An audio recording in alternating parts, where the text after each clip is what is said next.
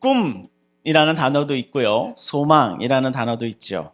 요즘과 같이 돈과 자본의 시대 앞에서 참 부끄러운 마음을 일으키게 하는 단어랍니다. 꿈, 그리고 소망. 그런 것이 나에게 있었나 싶어지는 때가 오지요. 여러분에게는 꿈이 있으십니까? 지금 가지고 계시는 꿈과 소망이 있으십니까? 제가 이스라엘에서 지낼 때 만났던 사람 중에 참 인상 깊은 분이 한 분 계셨습니다. 제게 초급 히브리어를 알려주시던 언어 선생님이셨습니다. 그리고 그분은 은퇴를 앞두신 고니라고 하는 선생님이셨습니다. 이름이 고니예요. 그분은 말하기를 가르쳐 주시며 꿈에 관한 이야기를, 당신의 꿈은 무엇입니까? 라고 물어보시며 꿈 이야기를 참 많이 시키셨습니다. 그분이 꿈에 대한 이야기를 할 때면 그 질문을 가만히 듣고 있으니 무엇을 이루고 싶다에 초점이 있지 않았습니다. 어떤 사람이 되고 싶다라는 것에 초점이 있습니다. 졸업을 해서 학위를 따고 무엇을 하고를 꿈으로 바라보지 않으시더라고요. 배움을 통해 어떠한 사람이 되고 싶은가? 관계를 통해, 이러한 만남을 통해 어떠한 사람이 되고 싶은가에 대한 관점으로 꿈에 대한 대화를 이끄셨습니다. 그때 저는 제 꿈이 좋은 부모가 되고 싶어요 라고 말했고요. 그리고 또 저는 좋은 목사가 되고 싶어요 라고 말했습니다. 이스라엘이었지만 그 선생님께 제가 한국에서 목사라는 것을 밝혔었습니다. 그래서 한국으로 돌아가면 사람들에게 좋은 목사가 되고 싶어요 라는 말을 했습니다. 누군가의 인생 가운데 좋은 목사가 되어주고 싶어요 라는 이런 말을 하고 있으니 그때 선생님의 표정이 참 아름다운 이야기를 듣는 사람의 표정이었습니다. 제가 한국에서 그런 표정을 짓는 사람을 본 적이 없습니다. 정말 아름다운 이야기를 들었을 때 그 펴지는 얼굴, 그 모습을 우리 한국 사람들 가운데서는 보기가 참 어려웠는데요. 그분은 저에 관한 그 꿈에 관한 이야기를 들을 때 그 얼굴의 표정이 참 저에게 인상 깊게 남아 있습니다. 그때 그 대화 가운데 선생님께서 그 표정으로 보여주신 그 마음은 꿈에 대해서 다시금 생각하게 하는 순간이었습니다. 한국에서 사용되는 꿈은 대학이고 직장이고 아파트이고 자동차이고 직급이고 직분이었는데 유대인이신 선생님과 나눈 대화 가운데 찾게 되는 꿈의 의미는 어떠한 삶을 살 것인가, 어떠한 사람이 될 것인가에 대한 관점이었습니다. 그렇다면 다시 한번 질문해 드리겠습니다. 여러분들은 지금 어떠한 꿈을 가슴 가운데 품고 계십니까? 어떠한 꿈을, 어떠한 사람이 되고 싶고 어떠한 인생이 되고 싶은 그 꿈을 가지고 계십니까? 제가 가진 교회를 향한 꿈은 몇 명의 성도 수, 몇 명의 목자 수, 몇 명의 목장 수로는 표현할 수 없는 가치를 가진 꿈으로 가지고 있습니다. 그 꿈은 바로 기록된 말씀을 이루어가는 교회입니다. 기록된 말씀을 이루어가는 교회는 이러한 비전을 가지고 있습니다. 그것은 바로 하나님의 꿈에 참여하는 교회, 하나님의 꿈을 이루어가는 교회랍니다. 하나님의 꿈을 이루는 하나님의 열심에, 그 하나님의 사역에 참여하는 교회입니다. 하나님께서 이 교회를 도와주세요를 넘어 주님, 우리가 하나님께서 행하시는 사역에 참여하고 싶은 그 교회가 되고 싶습니다 라는 꿈이랍니다. 이것이 마음입니다. 이 꿈을 이루어가는 길을 평생에 걸쳐 달려가고 있습니다. 하나님의 부르심 앞에 이 사역을 시작하면서부터 제 안에 살아있는 하나님 나라에 대한 꿈은 킹덤 라이징, 이미 10년 전부터 시작되어 있습니다. 그렇다면 말씀드린 우리가 참여하길 원하는 하나님의 꿈은 무엇일까요? 나의 꿈보다, 나의 비전보다 우선하여 내 삶을 헌신하여 참여하기를 열망하는 그 하나님의 꿈은 무엇일까요? 어디서부터 하나님의 꿈을 찾아갈 수 있는가 하면 우리가 누군가라는 생각부터 납니다. 우리는 누구입니까? 우리는 그리스도인이랍니다. 헬라어로는 크리스티아노스라고 발음합니다. 그리스도를 따르는 사람들이랍니다. 크리스티아노스, 크리스찬, 그리스도를 따르는 사람들의 의미를 가집니다. 팬심으로, 좋아함으로 사는 사람들을 이런 크리스티아노스라고 부르지 않습니다. 내 꿈을 이루어가는 삶 가운데 팬심으로 나를 도와주심을 바람으로 예수를 믿으며 사는 자가 아니랍니다. 오히려 예수를 쫓는 자랍니다. 그렇게 그리스도인이라면 누구입니까? 그리스도의 꿈을 이루기 위해 자신의 삶을 내어드리는 존재. 그가 바로 그리스도인이랍니다.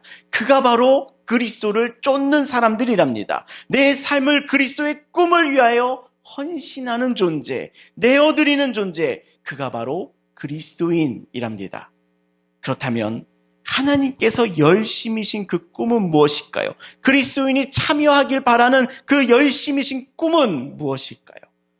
그리스도께서 생명을 내어주심으로 그 뜨거운 열심을 내셨던 하나님의 꿈은 대체 무엇일까요? 우리가 지난 39주간 함께 읽었던 사무엘상 곳곳에 하나님께서는 우리에게 하나님의 꿈을 보이셨습니다. 계시하셨습니다. 감추어진 것이 아니라 드러내어 우리들 가운데 보여주셨습니다.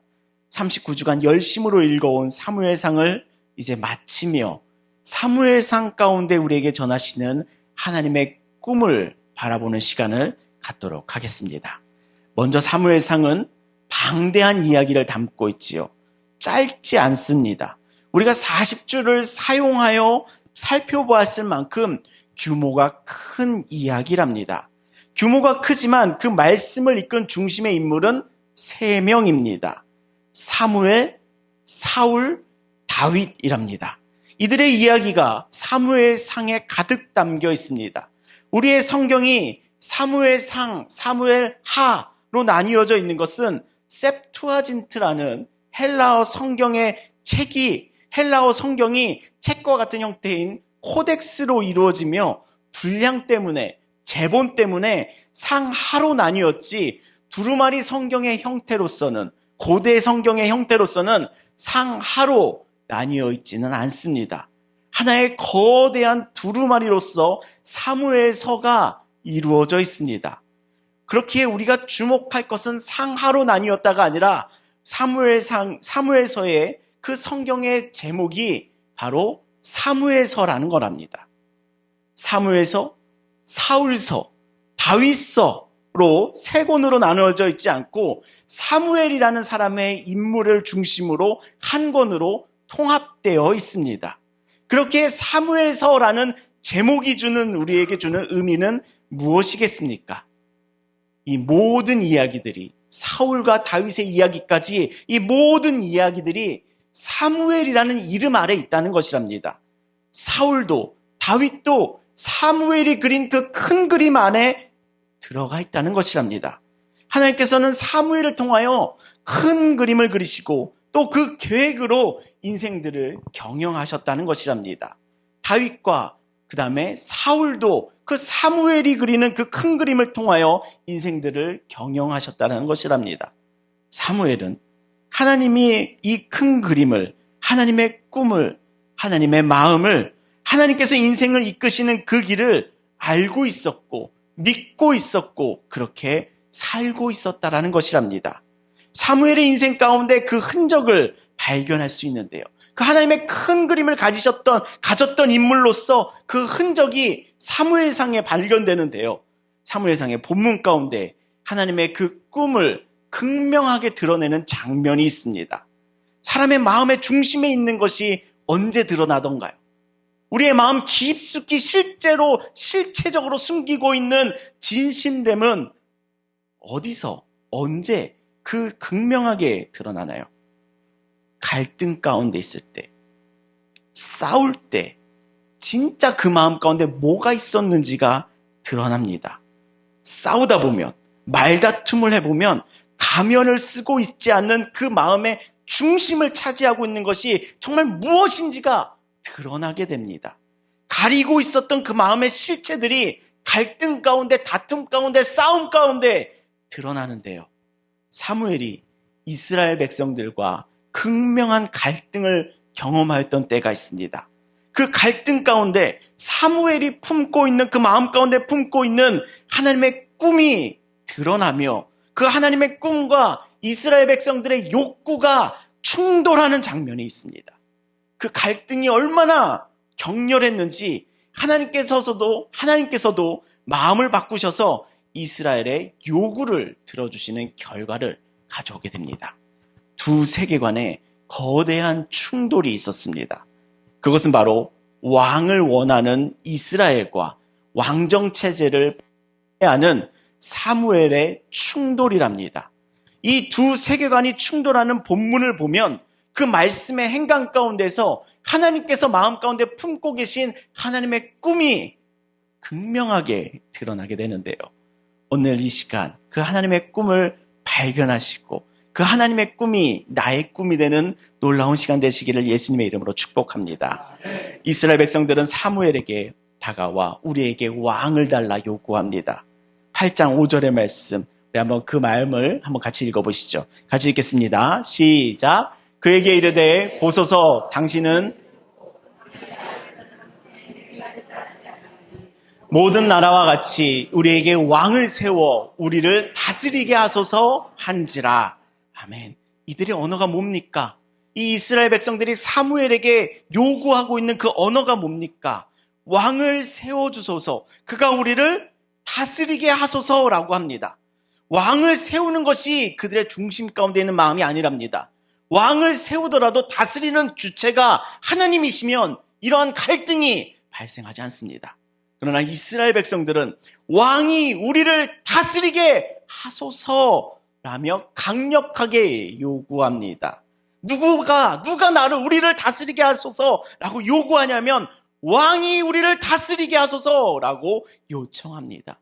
이 다스리게 하소서라는 이 단어가 사무엘의 마음 가운데 확 와서 박히고 맙니다.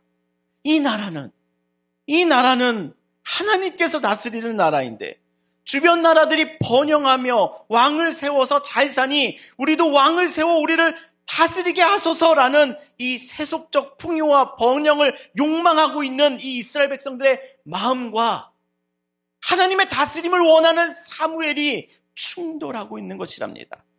이 일에 사무엘이 다음과 같이 백성들의 마음을 바꾸기 위하여 열변을 토합니다. 8장 11절 이르되 너희를 다스릴 왕의 제도는 이러하니라 라면서 외치고 있습니다. 왕의 제도를 가르칩니다. 이 단어가 이 말씀이 여러분들의 귀 가운데 이르되 너희를 다스리는 왕의 제도가 이러하니라 이와 같이 평범하게 외쳐지는 소리였을까요? 이때의 사무엘의 심정은 그 마음에 갈등이 일어나 이르되 너희를 다스릴 왕의 제도는 이러하니라 라면서 갈등하고 싸우며 왕의 제도를 나타내는 것이랍니다. 왕을 세우면 너희는 이렇게 될 거야 라며 사무엘은 뜨거운 마음으로 이스라엘 백성들에게 항변합니다.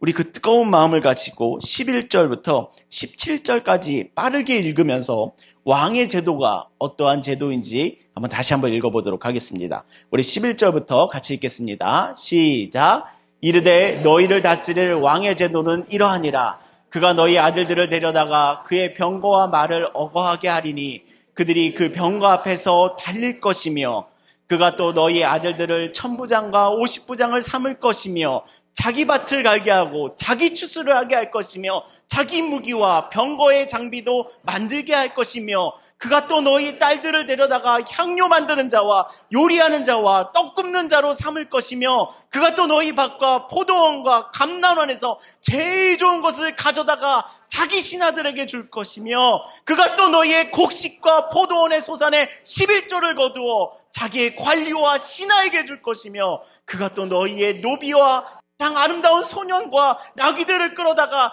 자기 일을 시킬 것이며 너희의 양떼의 10분의 1을 거두어 가리라. 너희가 그의 종이 될 것이니라. 아멘. 너희가 그의 종이 될 것이니라. 사무의 말이 어떤 말을 궁극적으로 전하고 있습니까? 왕의 제도를 가르치며 왕의 제도가 궁극적으로 무엇이다 라고 전하고 있습니까? 너희가 그의 종이 될 것이다 랍니다. 사무엘의 말이 어떤 것을 전하고 있냐면 너희가 바라는 그 왕의 제도는 너희를 종으로 만드는 제도다 라고 항변하고 있습니다. 왜 사무엘이 이렇게 외치고 있을까요? 왜 이렇게 열변을 토하고 있을까요? 백성들이 욕망하고 꿈꾸는 왕의 제도가 결국은 하나님의 종이 아닌 왕의 종이 되게 하는 것이기 때문이랍니다. 왕의 제도는 하나님의 꿈과 정면으로 충돌하는 제도이기 때문이랍니다. 그래서 너희가 그의 종이 될 것이라, 이 말이 왕이 하나님을 대신한다 라는, 왕이 하나님의 자리를 차지한다라는 신학적 메시지를 품고 사무엘은 이스라엘 백성들의 그 마음을 돌리려고 애를 쓰고 있는 것이랍니다. 이러한 사무엘의 외침에 백성은 어떤 응답을 할까요? 백성들이 마음을 바꿀까요? 사무엘의 이 항변에 백성들이 마음을 바꿀까요? 우리 19절과 20절 같이 읽으며 백성들의 마음을 확인해 보시겠습니다. 같이 읽겠습니다. 시작.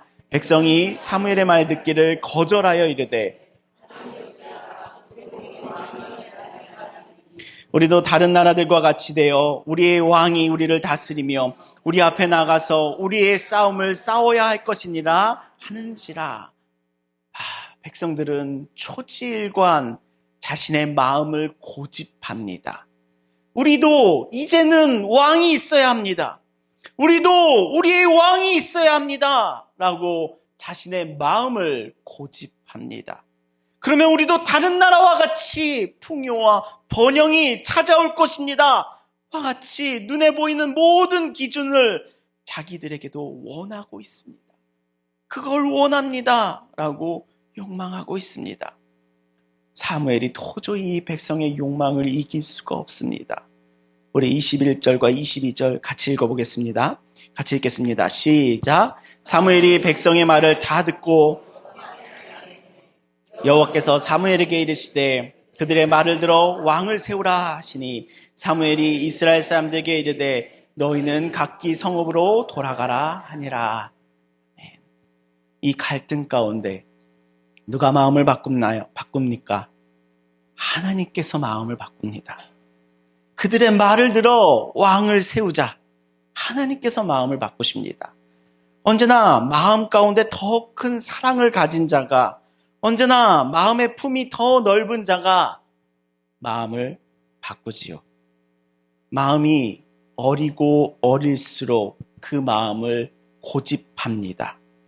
그리고 갈등에서 자신의 마음을 고집하기에 최선을 다합니다. 어린 마음이면 어린 마음일수록요. 그러나 하나님의 마음은 이스라엘 백성들의 마음보다 더 넓습니다. 더 사랑합니다. 하나님께서는 마음을 바꾸어 이스라엘 백성들의 마음을, 그 말을 들어주시기로 하십니다.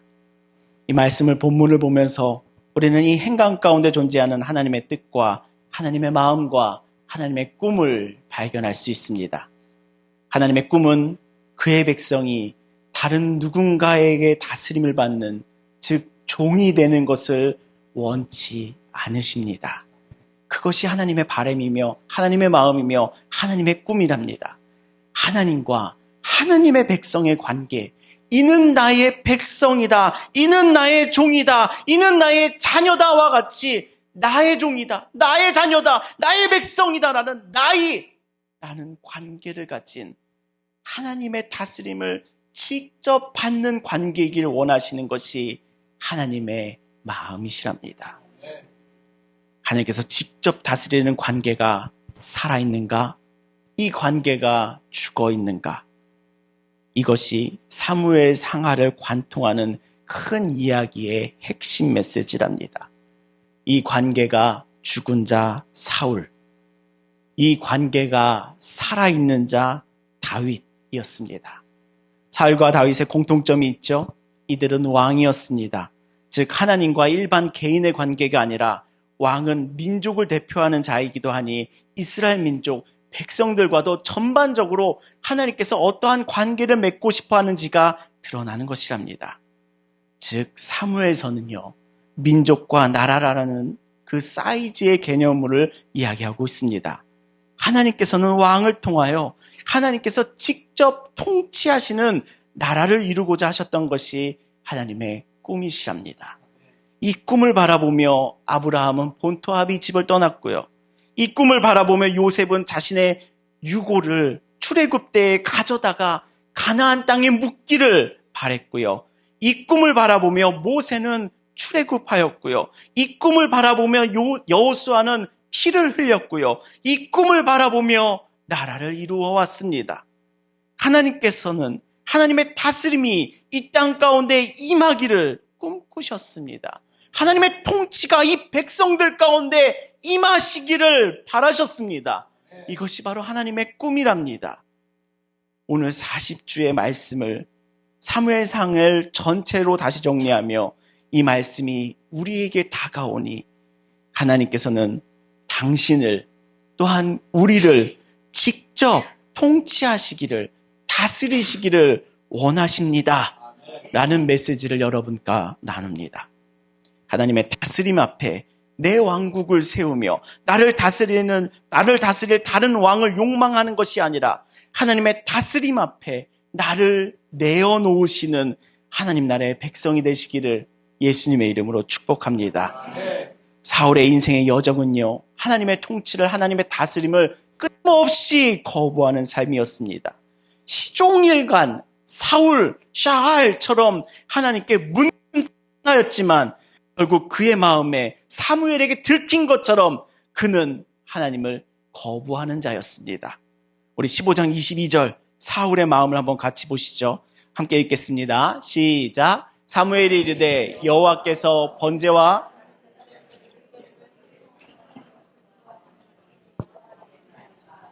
순종이 제사보다 낫고 듣는 것이 순양의 기름보다 나으니. 아멘. 하나님 앞에 나와 제사는 드립니다. 그러나 사울의 마음은 빠졌습니다. 순종이 없습니다. 청종함이 없습니다. 하나님의 통치에 받아들임이 없습니다. 하나님의 다스림에 내려놓음이 없습니다. 즉 사울의 진심은 번제는 드리나 제사는 드리나 형태는 갖췄으나 예배는 참석하나 예배는 드리나 그의 진심은 하나님의 다스림을 거부하는 죄인이었습니다. 우리가 요한복음을 통해 죄가 무엇인지 알아가고 있듯이 하나님의 다스림을 거부하는 것이 죄이랍니다. 요한복음 16장 9절 죄에 대하여라 함은 그들이 나를 믿지 아니함이요. 아멘. 이것이 죄랍니다. 하나님의 다스림을 거부하며 믿지 않는 것이 죄랍니다. 하나님의 통치를 거절하는 것이 죄입니다. 사울은 제사는 드리죠. 제사는 드리죠. 그러나 그의 마음은, 그의 삶은요, 하나님의 통치와 다스림을 거절하지요. 하나님의 다스림을 거절하는 자의 삶은요, 지난주 31장의 그 모습과 같이 벳산 성벽에 전시된 그의 시체와도 같습니다. 죄는요, 즉 하나님을 거절하는 자의 마지막은요, 결국은 죽음입니다. 그러나 다윗의 인생의 여정을 보십시오. 몇 번의 굴곡이 있긴 합니다. 이 굴곡이 참 이해하기 어려운 영역이 있긴 합니다. 완벽한 인생이 없듯이 다윗 또한 몇 번의 실수와 잘못이 있습니다. 진설병을 원하기도 했고요. 골리앗의 칼을 원하기도 하였고요. 가드에서는 많은 사람을 죽이기도 하였습니다. 이와 같이 다윗의 인생 또한 하나님 앞에서 완벽하지는 않았습니다. 그러나 다만 다윗의 인생이 무엇이 다른가 하면, 사울과 무엇이 다른가 하면 다윗은 하나님의 다스림을, 하나님의 통치하심을 계속해서 인정해 나가는 삶이었습니다. 다윗 안에서 이루어졌던 것은 하나님의 통치와 하나님의 다스림이 그 안에서 계속해서 확장해 나가는 것이었습니다. 그 절정의 모습이 어디였었나요? 다윗에게 있어서 그 하나님의 다스림이 절정에 이르렀던 모습이 어디였을까요? 그것은 엔게디에서 사울을 살려주던 모습이랍니다. 우리 24장 6절 같이 읽어보겠습니다. 같이 읽겠습니다. 시작. 자기 사람들에게 이르되 내가 손을 들어 여호와의 기름 부음을 받은 내 주를 치는 것은 여호와께서 금하시는 것이니 그는 여호와의 기름 부음 받은 자가 됨이니라 하고, 다윗이 철저하게 하나님의 다스림과 하나님의 통치하심과 하나님 나라를 받아들이고 있는 이 모습을 바라보십시오. 똑같은 모습이 또 나타납니다. 십광야에서도 사울을 살려줍니다. 우리 9절, 26장 9절과 10절 같이 읽어보겠습니다. 9절과 10절 함께 읽겠습니다. 시작. 다윗이 아비새에게 이르되 죽이지 말라. 누구든지 손을 들어 여호와의 기름 부음을 받은 자를 치면 죄가 없겠느냐 하고, 다윗이 또 이르되 여호와께서 살아계심을 두고 맹세하노니 여호와께서 그를 치시리니 혹은 죽을 날이 이르거니와 또는 전장에 나가서 망하리라. 사울에게 쫓기고 괴롭힘을 당하였죠. 광야 시절에 고달픔이 가득하였죠. 그런 그가 산전수전을 다 겪으면서도 마음이 강팍하여지지 않았던 것은 끊임없이 여호와를, 하나님을, 그 다스림을, 그 통치를 인정하는 삶을 살았기 때문이랍니다. 그 안에 하나님의 통치가 계속해서 자라갔던 것이랍니다. 그 안에는 하나님의 통치가 계속해서 확장되어 간 것이랍니다. 그 작은 겨자씨 안에 새들이 깃드는 큰 나무가 그 안에 담긴 것과 같이 하나님 나라는 우리 안에서 확장합니다. 내 안에서 하나님 나라가 자라납니다. 확장합니다. 우리 사랑하는 좋은교회 성도 여러분, 40주에 걸친 사무엘상의 이야기를 마무리하니 나의 인생이 완벽하지 아니할지라도, 하나님 앞에서 내가 부족함이 있을지라도 내 안에서는 하나님의 다스림이 계속해서 확장되어 가시기를, 그 확장되어 가는 복된 삶 되시기를 예수님의 이름으로 축복합니다. 하나님의 통치가 임하는, 하나님의 통치가 확장되는 그 복된 삶 되시기를 예수님의 이름으로 축복합니다. 아멘. 우리 좌우 성도님들, 우리 형제자매님들을 이렇게 축복하시겠습니다. 당신 많이 변하셨습니다. 우리 이렇게 축복해 보시죠. 당신, 우리 형제님, 우리 자매님 많이 변하셨습니다. 왜 그럴까요? 어째서 변했을까요? 그 안에 하나님 나라가 확장되어 가고 있기 때문이랍니다. 10년 전보다 더 많이 변화된 줄을 믿습니다. 5년 전보다도 더 많이 변화된 줄을 믿습니다. 우리는 계속해서 새로워질 줄을 믿습니다. 우리 안에 하나님의 다스림이, 하나님의 통치가, 하나님 나라가 내 안에서 계속해서 확장되어 가는 그 복된 삶 되시기를 예수님의 이름으로 축복합니다. 아멘. 하나님은요, 당신의 삶 가운데서 크신 영향력을 가지시고 통치하심으로, 다스리심으로 함께 하시는 줄 믿습니다. 하나님은 이 일을 이루기 위하여 자신의 아들을 죄에게 내어주셨습니다. 하나님은 이 일을 이루기 위하여 자신의 아들을 죽음 가운데 내어주셨습니다. 자신의 생명을 내어주셨습니다. 그리고 그 생명으로 하나님 나라를 향하는 길을 여셨습니다. 그 생명의 값으로, 그 사랑의 마음으로 우리에게 다스림을 행하셔서 우리에게 행하시는 것은 우리를 꼭두각시 인형으로 만들고자 하시는 것이 아니랍니다. 우리에게 그 통치하심으로, 다스림으로 행하시는 것은 그 사랑 안에 살게 하시는 것이랍니다. 사랑이신, 사랑 많으신이 아니랍니다. 사랑이신 하나님 안에 살게 하셨습니다. 그 사랑의 나라 가운데 살게 하셨습니다. 이 어두운 세상 가운데서 살게 하신 것이 아니랍니다. 사랑과 빛으로 충만한 하나님 나라 가운데 살게 하셨습니다. 그렇게 하나님 나라에서 사는 우리가 무엇으로 사는가 하였을 때 어두운 세상의 모습을 이제는 벗어버리기를 소망합니다. 내가 붙들고 놓지 못하는 그 어둠을, 그 죄를 회개하시기를 소망합니다. 우리가 무엇으로 사는가 하였을 때 하나님의 다스림을, 하나님의 통치를 받아들이는 삶, 즉 믿음으로 사는 삶이랍니다. 이것이 우리 삶의 전부가 되기를 소망합니다. 우리 로마서 1장 17절 큰 목소리로 한번 읽어보겠습니다.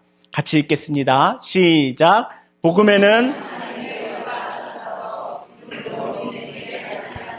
기록된 바 오직 의인은 믿음으로 말미암아 살리라 함과 같으니라. 아멘. 이것이 우리들의 믿음인 줄 믿습니다. 이것이 우리들의 고백인 줄 믿습니다. 이것이 우리들의 삶이 되기를 예수님의 이름으로 축복합니다. 오직 의인은 믿음으로 말미암아 살리라와 같이 하나님을 향한 믿음으로 하나님의 다스림을 인정하는, 하나님의 통치가 내 안에 임하는 하나님 나라를 살아가는 우리 모두가 되시기를 예수님의 이름으로 축복합니다. 아멘. 사람은 무엇으로 사는가 하였을 때 세상은 빵으로 삽니다. 떡으로 삽니다. 밥으로 삽니다. 라고 말합니다.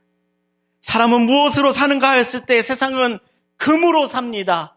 은으로 삽니다. 라고 하지만 이것이 우리들 가운데 진리가 되어가고 있지만 우리의 자녀들에게 빵과 금이 없이는 못 산다라는 것을 이미 삶으로 보여주고 있지만 오늘 우리에게도 떡과 금이 절대 놓지 못하는 진리가 되어가고 있지만 오늘 내 안에 진리의 자리를 차지하고 있는 떡과 금이 하나님의 다스림을 받기를 예수님의 이름으로 축복합니다. 우리의 삶은 떡과 금이 아니라 기록된 바 의인은 믿음으로 말미암아 살리라. 예, 말씀과 같이 이 말씀이 살아있는 우리의 삶 되시기를 예수님의 이름으로 축복합니다. 이 말씀이 살아있어 우리는 세상 앞에서 이런 고백들이 쏟아지기를 소망합니다. 사도행전 3장 6절 우리 큰 소리로 같이 읽어보시죠. 같이 읽겠습니다. 시작. 베드로가 이르되 은과 금은 내게 없거니와 내게 있는 이것을 내게 주노니 나사렛 예수 그리스도의 이름으로 일어나 걸으라 하고. 아멘. 여러분들의 마음이 좀 목소리가 작은 것 같습니다. 이 말씀이 우리 안에서 정말 큰 소리가 되기를 소망합니다. 우리 한번 이게 마지막 말씀이니까요. 같이 한번 큰 소리로 최선을 다하면서 한번 선포하겠습니다. 같이 읽겠습니다. 시작. 베드로가 이르되 은과 금은 내게 없거니와 내게 있는 이것을 내게 주노니 나사렛 예수 그리스도의 이름으로 일어나 걸으라 하고. 아멘. 세상 앞에 금과 은을 주기 위해, 세상 앞에 금과 은이 내게 많은 것처럼 보이기 위해 수고하는 삶이 아니라 은과 금은 내게 없다. 그러나 내게 있는 이것을 너에게 주노니 나사렛 예수 그리스도. 나사렛 예수 그리스도. 내 안에 있는 모든 것 이것밖에 없다. 이것밖에 없으니 이것만으로도 충분하니, 이것만으로도 충분하니, 이것만이 내게 가장 귀하니, 예수 그리스도의 이름만으로 충만하니 그 예수 그리스도를 증거하는 놀라운 삶이 시작되시기를 예수님의 이름으로 축복합니다. 네. 최근 아내가 그러더라고요. 우리 모아둔 거 한국 와서 이제 다 썼어요. 제 눈이 휘둥그레졌습니다. 아니 뭐라고? 다 썼다고? 아니 우리 사례비에서 생활비 나누고 이거 잘 정리했잖아. 근데 그 안에서 산 게 아니라 까먹었다고? 까먹으면 살았다고? 하면서 제가 어느 날 밤 언성이 높아졌습니다. 목장 음식을 준비하고 여러 모임에 들어가는 그 디저트들을 만들며 마이너스가 없었던 적이 없다는 것이랍니다. 그걸 왜 이제 말하냐고 언성을 높였지만 언성이 높아지는 제 모습 가운데 제 마음의 이면이 드러나더라고요. 제 이면에 있는 믿을 구석이 발견되더라고요. 제 안에 깊숙이 뿌리 내리고 있는 은과 금이라는 믿을 구석이 있었다라는 것이 막 드러나더라고요. 다음날 아침 다시 마음을 모았습니다. 아내가 그러더라고요. 그래도 계속 할 수 있어요. 계속 하자고요. 그래서 제 안에서 떠올려졌습니다. 집도 차도 다 내 것은 없지만 우리 아이들 저 도시 애들과 같이 살지는 않아도 이렇게 하나님의 꿈과 하나님의 사역에 참여하는 삶을 살고 있으니, 하나님의 사역에 참여하는 삶을 살고 있으니, 하고자 하는 사역을 못하는 게 없으니 하나님께서 우리와 우리 애들, 우리 교회 식구들 굶기기야 하시겠나? 그래도 더 합시다 하였습니다. 진짜 그렇게 되어 갑니다. 믿음으로 사는 삶, 하나님의 다스림 앞에 나를 내어놓을 수밖에 없는 삶, 하나님의 다스림이 내 안에서 계속해서 확장되어 가는 것이다 라고 고백합니다. 하나님께서 저를 사용하시는 쓰임새가 점차 넓어지고 있는 것을 경험하고 있습니다. 그렇게 제가 여러분 앞에서 할 수 있는 말은 이거밖에 없습니다. 금과 은은 제게 없습니다. 제게 있는 이것을 내게 주노니 예수 그리스도의 이름, 그 이름으로 일어나 걸으라 입니다. 예수 안에서, 교회에서, 제게서 금과 은이 나올 것이다 라고 여기시면 이곳을 찾지 마시기 바랍니다. 이곳에 평생 계셔도 절대 얻을 수 없습니다. 그러나 이곳에서 얻을 수 있는 것이 있습니다. 이곳에서만 얻을 수 있는 것이 있으니, 이 세상에서 가장 귀한 것이 이곳에 있으니, 이곳에서 얻을 수 있는 가장 귀한 것, 세상에서 가장 귀한 것이 이곳에 있으니, 이것을 발견한 자는 자신의 모든 것을 팔아다가도 이 땅을 사듯이 정말 귀한 것이 이곳에 있으니 나사렛 예수 그리스도의 이름입니다. 그 이름만으로 충만한 자, 이제는 일어나 걸으십시오. 돈은 우리를 일어나 걷게 하지 못합니다. 돈은 우리를 눕게 합니다. 빵과 떡은 우리의 영혼을 일으켜 걸어 나가게 하지 못합니다. 우리의 영혼을 일으켜 세우지 못합니다. 빵과 떡은 우리를 무겁게 합니다. 금과 은으로도 일어서지 못한 자를 일어서게 하는 능력이 나사렛 예수 그리스도께 있는 줄을 믿습니다. 생명은 살아있으면 오직 예수 그리스도 안에 있는 줄을 믿습니다. 그 하나님의 통치, 하나님의 마음, 하나님의 다스림, 하나님의 열심, 하나님 나라, 하나님의 꿈이 그 예수 그리스도 안에 있습니다. 그 예수 그리스도를 꿈꾸는 삶, 그 예수 그리스도를 살아가는 삶, 그 삶 살아가는 우리 모두가 되시기를 예수님의 이름으로 축복합니다. 아멘. 오늘 우리는 사무엘상의 마지막 페이지를 이제 닫습니다. 사무엘상을 통하여 여러분과 나누고자 한 하나님의 메시지, 그것은 바로 하나님의 꿈입니다. 당신 가운데, 당신의 가정 가운데, 우리 가운데, 우리 교회 가운데, 우리 민족 가운데 하나님의 통치가 임하는, 하나님께서 다스리시는 놀라운 손길이 닿는 삶, 그 삶 되시기를 예수님의 이름으로 축복합니다. 내 안의 삶의 여정 가운데 하나님 나라가 계속해서 확장하는 삶, 그 복된 삶으로 하나님께서는 우리들을 초대하고 계십니다.